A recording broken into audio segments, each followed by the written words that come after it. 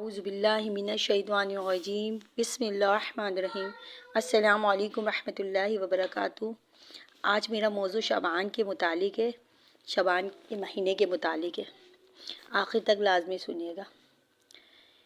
اسلامی مہینے کا 8واں مہینہ شعبان کا مہینہ ہے۔ اس مہینے کو رجب اور رمضان کے مابین ہونے کی وجہ سے اسے شعبان کہا جاتا ہے۔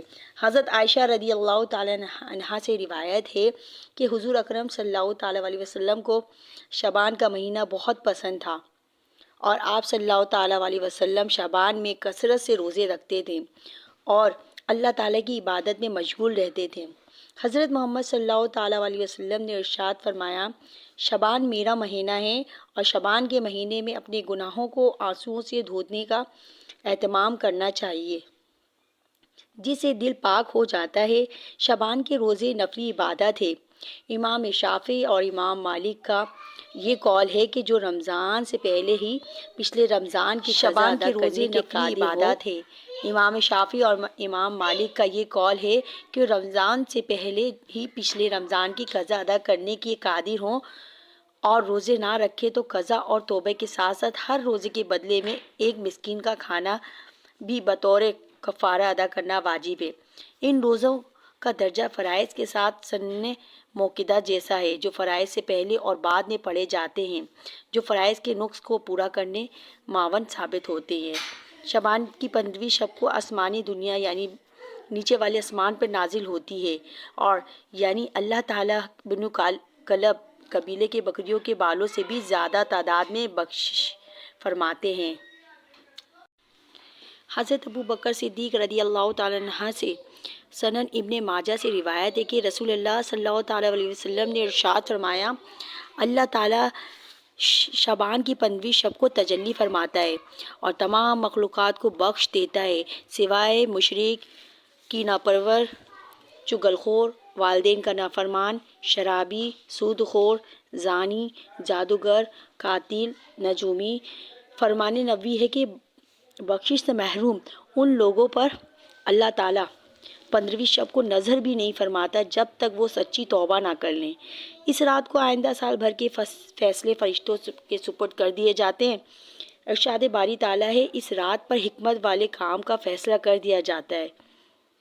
حضرت عائشہ رضی اللہ تعالیٰ عنہ فرماتی ہیں کہ رسول اللہ صلی اللہ تعالیٰ علیہ وسلم نے فرمایا، اس رات اس سال جس بچے نے پیدا ہونا ہے اور جس نے وفات پانی ہے لکھ دیا جاتا ہے اور سال بھر کے اعمال اٹھا دیے جاتے ہیں اور اللہ تعالیٰ کے حضور پیش کیے جاتے ہیں، سال بھر کے رزق نازل کیا جاتا ہے۔ حدیث پاک سے یہ بات ثابت ہوتا ہے کہ 15ویں شب رحمت و مغفرت کی رات ہے، لیکن کچھ بد نصیب بھی ایسے ہیں کہ بخشش والی رات میں بھی نہیں ہوتی جب تک وہ توبہ نہ کر لے۔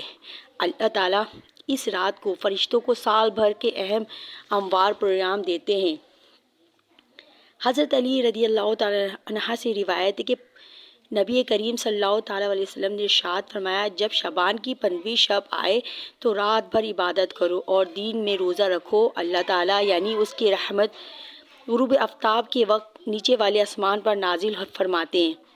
اللہ تعالیٰ فرماتے ہیں، کوئی ہے جو بخشش مانگنے والا ہے کہ میں اسے بخش دوں، ہے کوئی رزق مانگنے والا کہ میں اسے رزق دوں، ہے کوئی عافیت اور سلامتی مانگنے والا میں اسے عافیت اور سلامتی دوں، حتیٰ کہ صبح صادق تک طلوع ہو جاتی ہے۔ اور حدیث نبوی سے ہے کہ جو شخص توبہ کرنے والا ہے جیسا کہ اس نے کبھی کوئی گناہ نہیں کیا ہو، لہٰذا ہم اس فضیلت کے موقع پر اپنے تمام گناہوں کی معافی مانگنی چاہیے، فوت شدہ عبادت کی قضا ادا کرنے کا پختہ ارادہ کرنا چاہیے اور ہمیں تمام باتوں کا خیال رکھنا چاہیے جس سے ہمارے نیک اعمال ضائع نہ ہو جائیں۔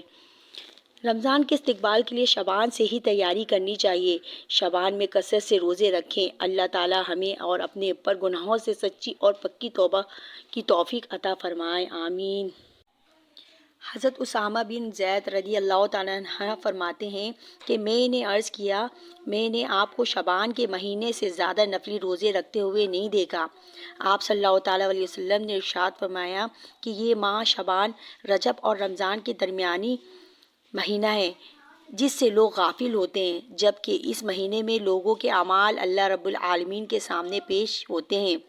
میں یہ پسند کرتا ہوں کہ جب میرے اعمال اللہ کے حضور پیش ہوں تو میں روزے سے ہوں۔